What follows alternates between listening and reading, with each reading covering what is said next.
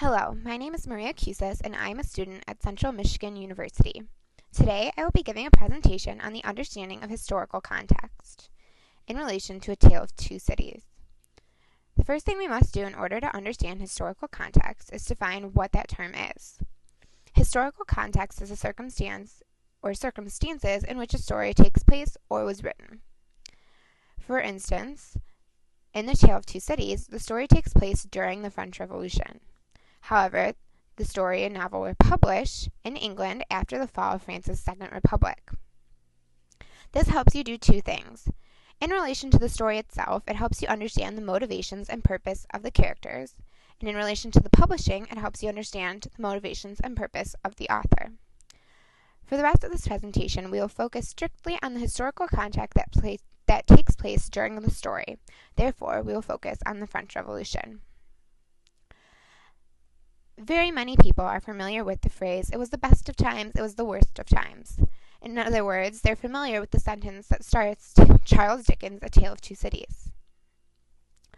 This phrase, the best of time, relates to the Age of Enlightenment, also known as the Age of Reason. During this time, there was a movement in the advances of art, science, and politics. Main thinkers that influenced the French Revolution also influenced the American Revolution, which came before the French. Three main thinkers in this process were Voltaire, Rousseau, and John Locke. John Locke is known for coining the phrase life, liberty, and the pursuit of property, which was then changed and modified in the American phrase life, liberty, and the pursuit of happiness. Voltaire was a major supporter of freedoms like religion, speech, and expression. Voltaire founded also the idea of the separation of church and state. And then you have Rousseau, who founded the idea of the checks and balances in government, which is highly evident in America's current system of government and in the Constitution. After the best of times, of course, comes the worst of times. The worst of times in France takes place in the form of bread famines, malnutrition, tooth decay, taxation, and oppression. All these things were bearing down on the French people and was felt mostly by the majority.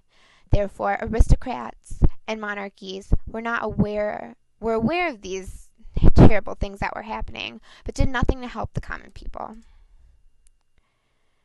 To understand the relationship between the common people and the government, we must first look at how the government was set up in France. The French government was set up by a monarchy, and they controlled the majority of the happenings through the king. There was also the Estates General, which consisted of three different estates, the first estate being the clergy, the second the nobility, and the third estate the commoners. Although the commoners took up the majority of the French population, they were only received 1/3 of the vote in anything that they voted on, and the clergy and nobility were therefore able to outvote and overpower the common people's beliefs. With all these things happening, the French people had to take action. This chart should give you an idea of how complicated and in-depth the French Revolution was. This was not a revolution that happened overnight. It took many steps, many times, many sacrifices, and it was all based around the majority of the French people in Paris. The first step in this revolution was the tennis court oath, which is a meeting of the Third Estate, literally on a tennis court. They decided to break away from the Estates General due to their unfair representation in the voting. They formed their own self-named National Assembly, and their goal was to draft a constitution, and they would not stop meeting until that constitution was drafted. The next significant step in the French Revolution that appears in Tale of Two Cities is the storming of the Bastille. The Bastille housed political prisoners. It was a big stone building as seen in the picture.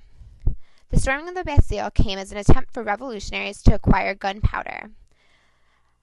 The following website includes more information and quizzes to test your knowledge on the Bastille.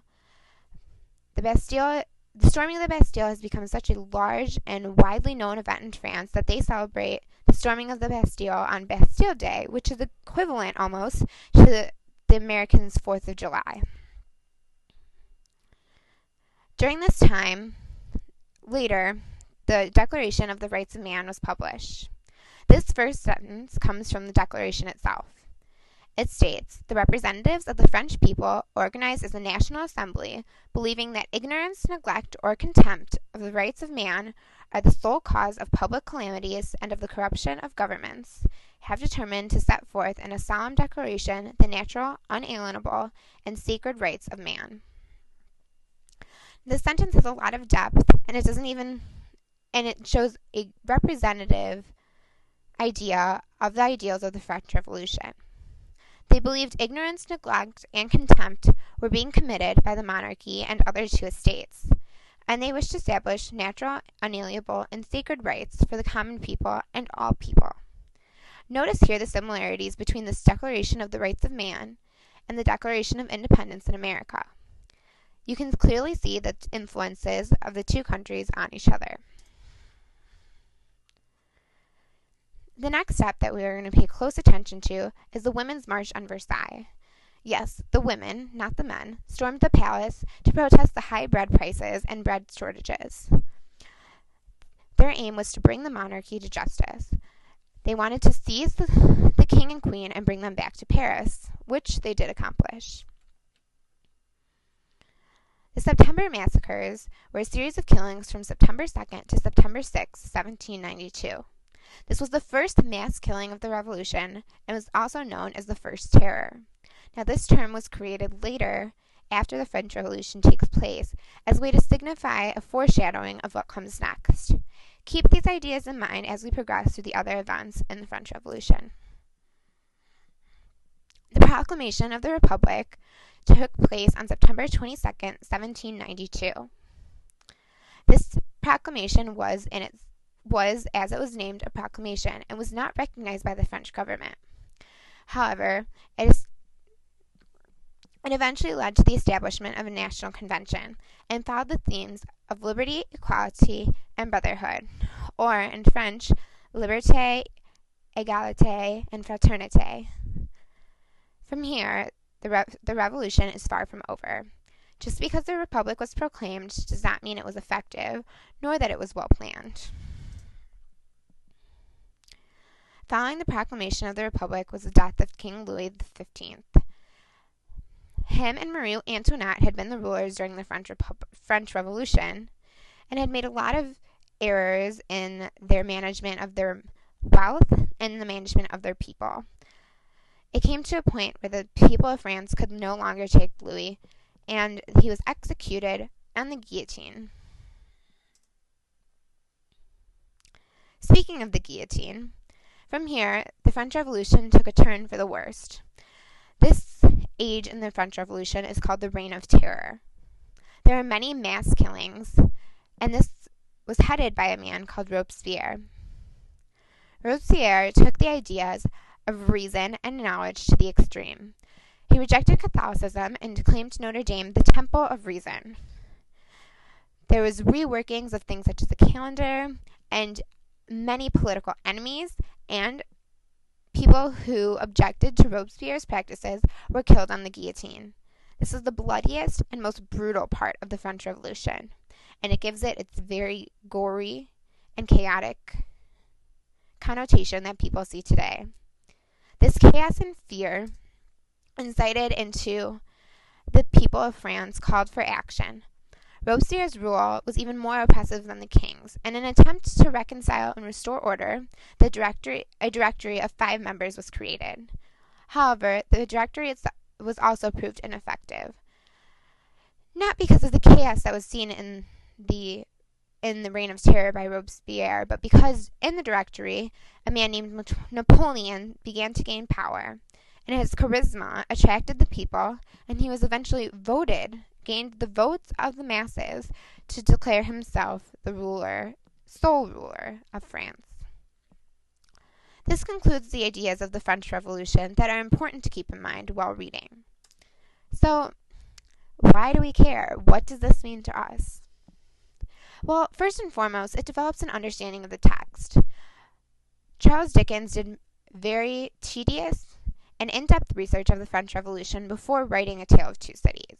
And in order to understand the references he makes and the situation the characters are in, we have to first understand the historical background of France and the French Revolution.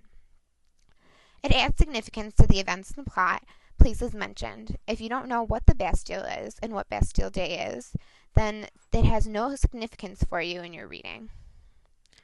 Also, understanding the French Revolution relates to our education in America because it is similar to the American Revolution. These ideas of life, liberty, the pursuit of happiness, freedom of religion are all established principles that we still live by today. These ideas can be useful also in the future, and they give us insight into the past.